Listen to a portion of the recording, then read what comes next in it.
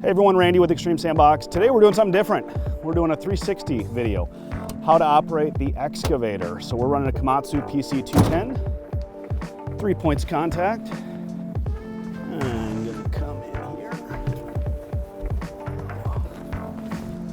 close the cab.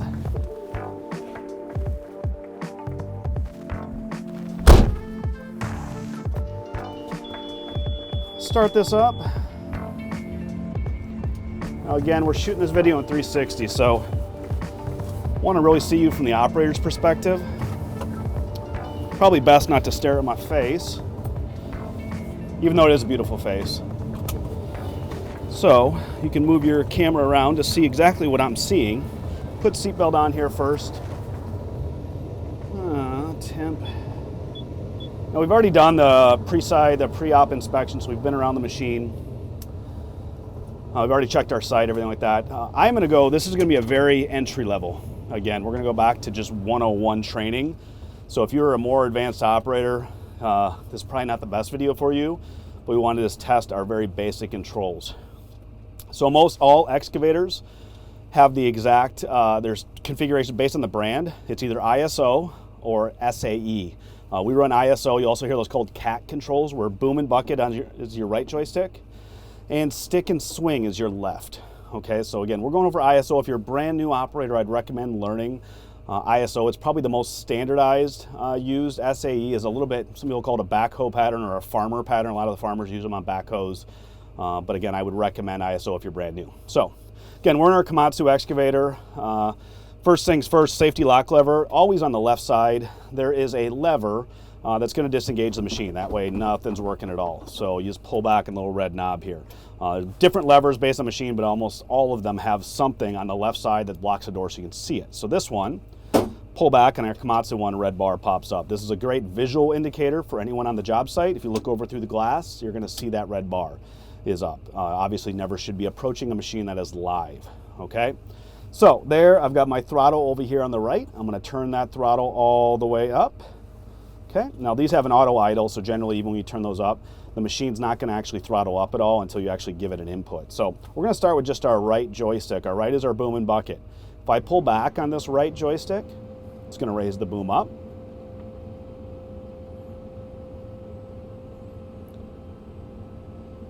And if I go right joystick forward, brings the boom down. There. If you go right hand to the right, we'll open your bucket. And right to the left will close your bucket. That's your right joystick.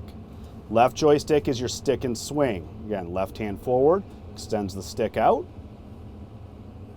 And left forward brings it back towards you. And then finally you got your swing. With this left joystick, you can go left or right. This will swing your cab around. All the way. There is no hard stop to this swing. It'll just keep going around and around. Left and right there. Now driving position for this. So these is your top of your machine, your boom, bucket, stick, swing. Your controls for your two track paddles, or your tracks, are right here. They've got both hand controls and foot controls, okay? For new operators, we usually teach to start with their hands. Just so they don't get confusing. If you get confused if you have all the four of these inputs. So for an expert operator, they're not going to be using their hands very much. They're going to be using all of their feet on there. So again, we're going to start, just keep this down. Now I usually driving position, usually you want to be squared up to your tracks. If you look out over my feet, you'll see how I'm kind of squared at left. You wouldn't want to be driving. You see how right there I'm a little bit sideways. You want to be tracking somewhat in a straight line. The machine will not stop you. I can drive in any configuration I want. But generally, if you're going, you want to be somewhat square. The other is, as far as the boom and stick, we generally track with our boom up, stick in like this. It gives me best visibility around. Some people would even go higher. Height, generally though, for a job site, you want to stay low and tucked, just for overhead obstacles. So a lot of people will actually track a machine on a job site kind of tucked in like this. As you can see doing it, I'm reducing my overhead exposure for any kind of power lines or anything, but I'm also, you see how much less visibility I'm getting right in front of me. This whole right side of the machine, I can barely see. So that's why out here, and if you know your job site really well, which you obviously should, I like to have it here where it's just my bucket. That's really, I'm only blocking one spot there. So again, we're gonna track forward here.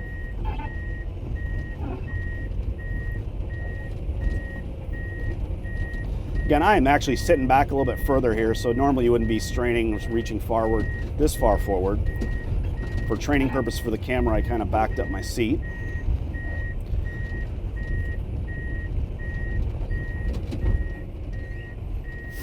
And right here, I'll park. Now again, we are at our Minnesota site, so that white stuff you guys see out there, that is snow. We do encounter frost here. We dig up the same areas. So I've got an area here that's fairly well broken up. Now again, I'm gonna dumb this down, how we do it for our clients out here. We usually just do one motion at a time. So we usually have them extend their stick all the way out, right hand forward to bring the boom down. And then we wanna open those teeth. You always wanna have your teeth open just a little bit. You obviously don't wanna go in with them curled, and you don't wanna have them too open. You don't wanna hit that joint there first. So generally about there, push it in, right hand forward to engage, and then just curl that bucket in. Doing this all just one motion at a time. Once it's curled all the way, right hand pull back, raise it up. Usually we go about 6 feet in the air, and we're swinging with our left hand, and then right hand to the right to dump.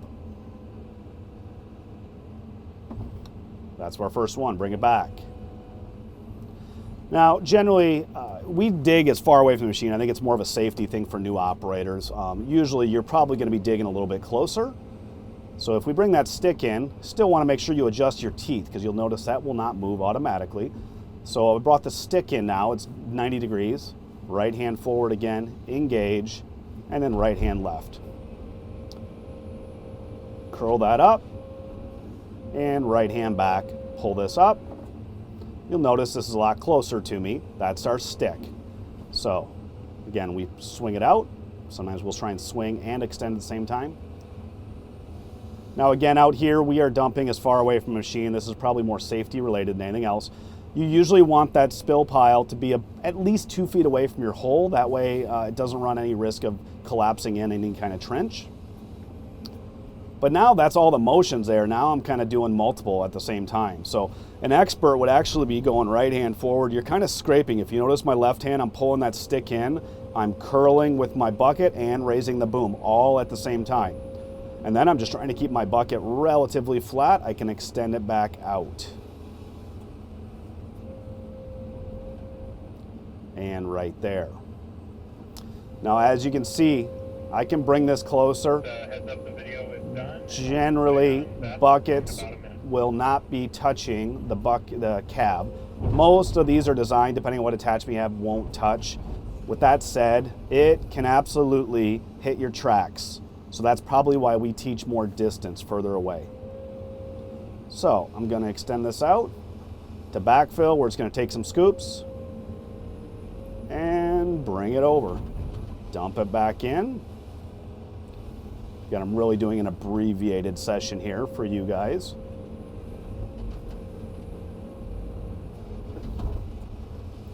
You can also use the back of the bucket to kind of rake this out away from you.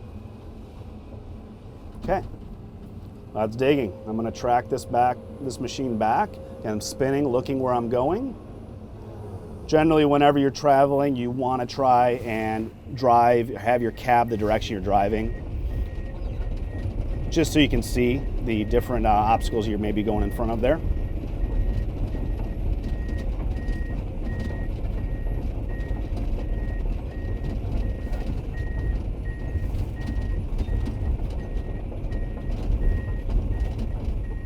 Okay, bring it around. Carefully watching where I'm swinging.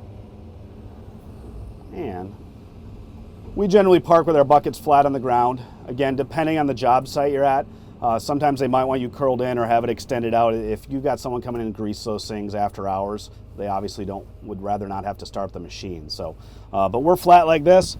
Most important, safety lock lever down. As soon as you're not going to move that machine anymore, that's going to stop this machine from moving. If I bump anything, I'm going to turn my throttle all the way down and seatbelt off. Leave this machine running here for now. Always when you open the door, make sure you lock that door open.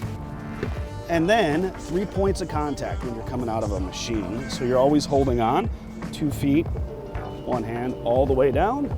Lock lever right here for our door. There we go. And that is our Komatsu PC-210 excavator. Thanks you guys for tuning in.